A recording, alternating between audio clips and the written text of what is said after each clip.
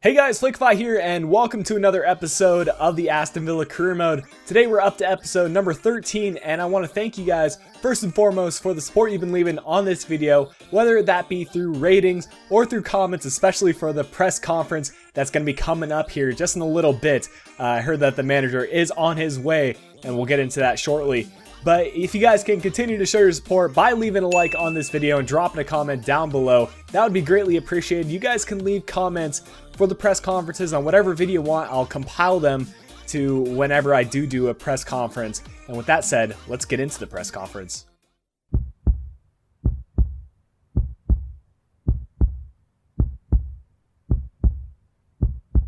A belated congratulations on your appointment. A very warm welcome to what is a fabulous football club. How excited are you to be taking charge of Aston Villa?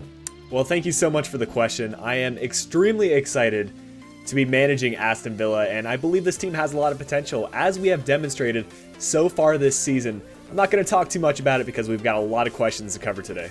I think it is safe to say that no one on this team or in this organization was happy with the result that we had against West Brom, especially with them being our derby rival.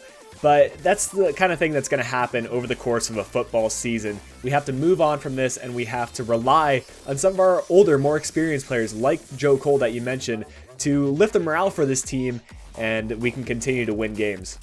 I have very high goals for this team this season as well as next season. Currently, we are on course to qualify for the Champions League, so having the ability to compete in that prestigious competition next year would be absolutely fantastic in my mind. And I am looking to add some new players for this team. I think the group that we've got right now is a great bunch. However, if we do find the right player in the next transfer window, I'm not against bringing them in. And if any player comes up to me and says they don't want to play for this team anymore, I'm not going to hold them to it to remain on this team. I want to keep all of my players happy, and I think it's very important that the morale is high for this team in order for us to win games. I think it's safe to say that this team has been performing extremely well in the cups that we've competed in. We were kicked out of the Capital One Cup, but we are still continuing to progress in the FA Cup, and we are currently in the quarterfinal. If we can continue to win matches, we can move ourselves up to the semifinal or even the final for the FA Cup, which is a very prestigious competition. And of course, I am putting out a strong side in each one of our cup games. You know, I was aware of Chris's past experiences with injuries, but I'm not going to hold that against him. Yes, he is injured right now, but he is doing everything that he possibly can to come back into a regular rotation for this team. And once he's back, I plan on him to continue to work hard, and I'm not going to let his past affect his future. If he can continue to work hard and remain injury-free, I'm hoping that he can be a long-time member of this team. Our final question has to do with individual players, and as much as I try to emphasize that football is not about having individual players, but rather having a team that is willing to work hard together to win matches, I think there's a couple players that we have to mention. Brad Guzan did have a few skeptics at the start of the season, but he has continued to perform extremely well and has kept a couple clean sheets for us. And on the other side, Christian Benteke has been netting us a lot of goals, so I think both of those players deserve recognition. That's going to be all the questions for today. Continue to leave your questions down in the comments section, and in the next press conference, I'm going to address as many of those as I can. Alright guys, first match of the episode is going to be against Stoke City, but before we get into the game, I want to show you guys how many players we actually have suspended or injured for this match. And just look at that, that is a total of 5 players that are either injured or suspended for this upcoming game. I cannot believe how much we've been plagued by injuries this season. Let's take a look at this league table after we got stomped by West Brom in the previous match. Luckily, it didn't make too much of an impact, only 1 point away from that third place position, which Arsenal is currently holding, and we did beat them earlier this season. I think we haven't played them twice, so if we play them again, we can pick up a win, but I think we can get a win here against Stoke City, and maybe Arsenal can lose or get a draw. We got Gill on the ball, and he's going to be looking across this one. That is a great sliding effort by Peters. We do pick up a corner kick, however, and we'll see if we can score on it. Joe Cole obviously has some great set pieces, and he puts it in a fantastic position. Begovic does collect it, though. Walters on the ball. He's going to play it over to Island. We got to play a little bit of catch-up now, and Walters again with the ball. He's going to look to cross it. Not a bad effort from Ireland's position. Doesn't get it on target, though. Stephen Ireland on the ball, the former Aston Villa man, and he's going to play it over to Walters. Walters to Sidwell. Sidwell to Doof. We know how good he can be, and he does get tackled really well inside the box, and that is a nice clearance by our team. We got Stephen Ireland on the ball. He's going to play it over to Nzonzi. Nzonzi, what can he do with it? He's looking for the cross, I can tell. He's going to play it over to Bardsley. Bardsley to send in the cross, and that's a dangerous position. We're going to clear that out really quickly and try to go on the counter, but Vyman's got to collect it first, man. It's going to be Joe Cole on the ball. We know he can score goals, and he puts himself in a great position. He puts it wide, though. That was a chance for Joe Cole to really put ourselves in front, but he was unable to live up to the task. Moses, oh no, not this. They're bringing people forward. And we need to clear it and go on the counter. Come on, it's a freaking 1 on, what is it, 3. And we got Gill on the outside. What can he do with it? He's got support in the center. Not who I wanted, but again, he'll play it. And it's going to be Scott Sing. That was a finesse shot. That took no deflection. And I don't know how much I just powered it up, but the rain is the freaking death of me today. Oh my goodness. Why are we falling, guys? Why are we actually falling right now? Jeez, I was afraid they were going to score on that one. This rain, I hate playing in it, guys, and I do turn it on from time to time just to keep this realistic. Of course, the game chooses it for me, but I think it keeps it realistic because, you know, you're not going to have sunny weather every day of the year in England and at Villa Park, and we do draw this one 0-0. Not a bad game, but definitely could have been a lot better.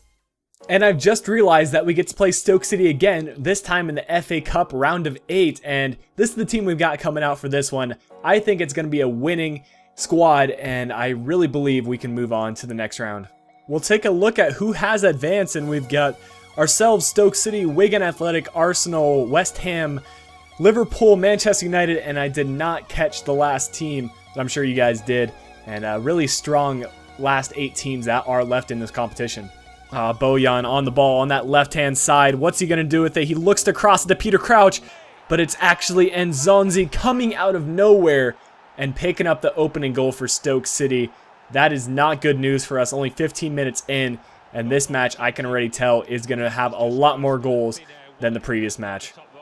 Oh, Westwood. Westwood. Woo! Westwood. Oh! That's a penalty kick. I thought it might have been, and Westwood just made him miss a couple of times. And we're gonna pick up a freaking penalty kick. Of course, we'll let Benteke take this one. Christian Benteke to tie it up right before halftime. Of course, Begovic does have some good stretch, but there's no way he's gonna get to that. And Christian Benteke ties it up just before halftime. Another goal for himself. All right, we got Kieran Richardson here. We know he can shoot from far range, but he sees a man in the center. It's Bakuna to Sinclair. He's got space. Cuts inside. And the finish! Oh, Begovic with a decent save, but to be fair, that shot was just not up to par by Sinclair. That's the second game in a row where he could have gotten the winner for us late. Gabby? Gabby, are you about to do this? Are you about to... He freaking got the winner! Oh man, Begovic has been a bit sloppy with the saves. He seems to not be able to hang on to it, and that has finally been the case for his downfall. Look at this, not even that great of a shot, but it falls right back to him, and Gabby Agbonlahor gets the late winner for us. Oh man, I can't even believe that. Another win for us in the FA Cup, and we're going to move on to the round of 4, I believe. And we're starting to get into the late stages. Maybe we can even think about winning a trophy this year. For our final match of the episode, we're going to rock our typical starting 11 for this match against Sunderland. Yep. Oh, what a turn. Sinclair. Oh, Sinclair, you make it look too easy, my man. What a start for us. Freaking 15 minutes in and a 1-0 start. Look at that dummy, and what a cool finish by Sinclair. Adam Johnson on the ball. He's going to look for the cross, and it is going to be Jermaine Defoe. Who else would it be for Sunderland? And he picks up a nice header goal, lofting it right over Brad Guzan. Please call it. Nah, Jermaine. I'm not okay with that, Jermaine Defoe. I'm not okay with that. Not at all. Oh my goodness.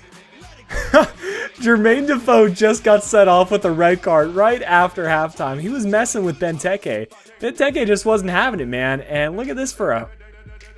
Darren Fletcher. Over to Rodwell. Rodwell's got space. Okay. A stupid mistake leads to another Sunderland goal. That has just summed up my performance in this game. I still feel like we can win. They're not even that good. Larson on the ball. Oh my gosh, Guzan, what are you doing? What on earth are you doing? You're just having a miss this game. Here we go. This has got to be a chance for us. Poulsen is going to put it away. I'm not done with this game yet. We've got 20 minutes left, and Yusuf Poulsen can't seem to pick up this ball. There we go. That's my boy, and we are not done here. Well, that's got to be a disappointing result in my book, a 4-2 loss against Sunderland, and hopefully we can find our form again in the next episode. Luckily, we did perform well in the matches that mattered in the FA Cup, but we got to do better in the league. But guys, I hope you have enjoyed the episode today. If you did, do me a favor, leave a like down below, subscribe if you're new, and until next episode, this has been Flickify. I'll be talking to y'all again soon.